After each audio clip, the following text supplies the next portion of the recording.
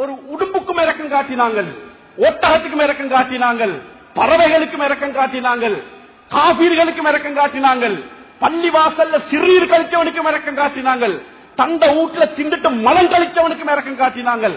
அந்த இறக்கம் நிறைந்த ரசூலுல்லாஹி ஸல்லல்லாஹு அலைஹி வஸல்லம் 40 ஆம்புலேட தைரியம், டேலண்ட் கொடுக்கப்பட்ட, சக்தி கொடுக்கப்பட்ட ரசூலுல்லாஹ் அந்த புனிதமான இடத்துல வச்சு விருப்பமான ஒருத்தருடைய மகனுடைய கண்ணத்துல கைய வச்சு வேகமா டேர்ன் பண்ணி விட்டாங்க.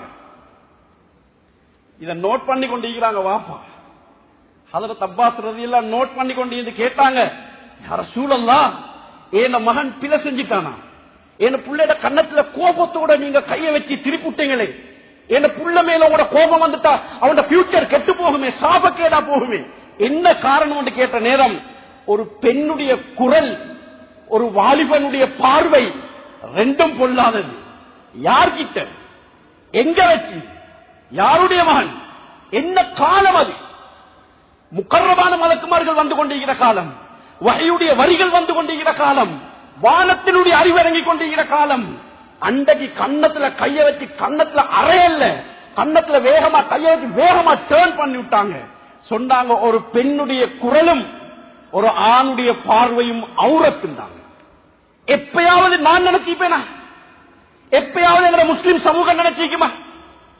ஏன பார்வை ஹராம், ஏன பார்வை அவுரத், எப்ப ஏன பார்வை அவுரத், எப்ப ஏந்த மனைவிட, ஏந்த உம்மட, ஏந்த தாத்த தங்கச்சிட, ஏந்த மகள்கிட்ட குரல், வாய் வார்த்தை, சத்தம், அவுரத் மறைக்கப்பட வேண்டியது என்று எப்ப நான் நினைச்சேன்?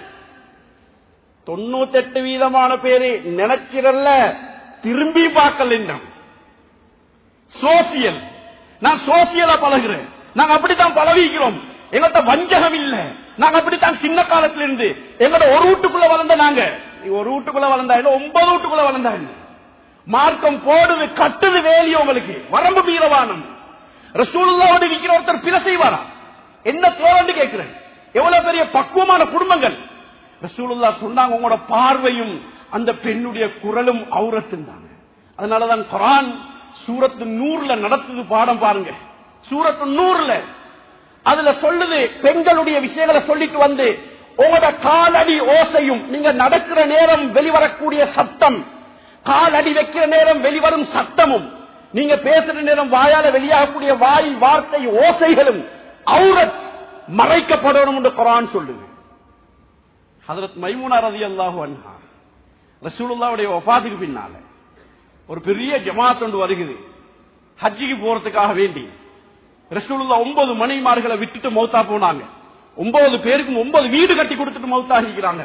அதுல ஹஜ்ரத் மைமூனா எங்களுடைய தாய் ரலியல்லாஹு அன்ஹா, அவங்கள்ட்ட வந்து அந்த ஜமாத் சொன்னாங்க, ரசூலுல்லாஹ்வோட ஹஜ்ஜி செஞ்ச பெண்மணியாச்சு, எங்கட தாயா இருக்கிறீங்க, எங்களுக்கு கொஞ்சம் வந்து கைட் பண்ணினா நல்லம், எங்களுக்கு கொஞ்சம் ஹஜ்ஜ பத்தி சொல்லி தந்தா நல்லம், ரசூலுல்லாஹ் ஹஜ்ஜி செஞ்ச மாதிரி ஹஜ்ஜி செய்யணும் போல இருக்குது, வர்றீங்களா தாயேன்னு கேட்ட நேரம், எனக்கு பிரச்சனைல வாரது, ஆனால் ஒரு குர்ஆனுடைய ஆயத்தை என்னைய தடுக்குது, அது ஞாபகம் வர்ற நேரம் எல்லாம் நான் வெளியிறங்க மாட்டேன்.